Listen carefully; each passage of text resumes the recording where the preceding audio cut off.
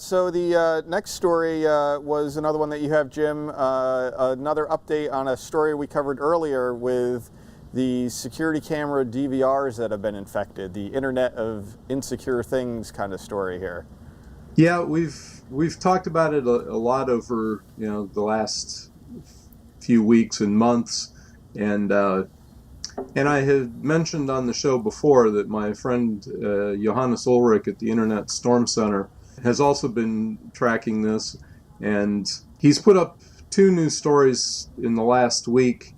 One of them showing how the bad guys were actually uploading their malware on there. They've got Telnet open on these devices, but there's no FTP or wget or anything like that. So he figured out by setting up a honeypot how they were actually uploading the software. And that was kind of an interesting story.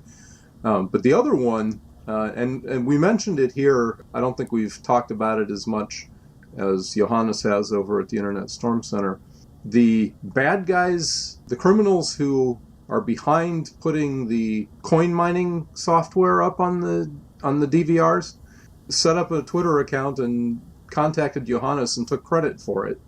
So he's got a little story on that.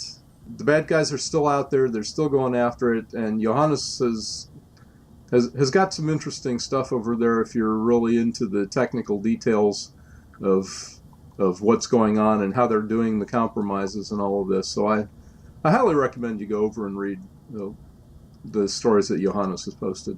I think it's a little bold, maybe, of the malware authors or botnet operators to kind of reach out.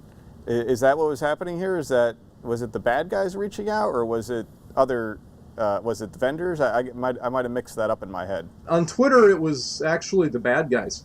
They set up a new Twitter account. It was a brand new Twitter account, and they contacted Johannes and said, we're not the ones you saw in your initial report. We put the mining software up on the DVRs. At the Internet Storm Center, we've also had a little bit of contact with the vendors. I know we had speculated here on the show when the Karna botnet thing was going around about that, but at the Internet Storm Center, we have had some contact with them, and they are working on making sure that their customers know how to update and patch for the vulnerability. They've done a good job, actually, of responding to that finally.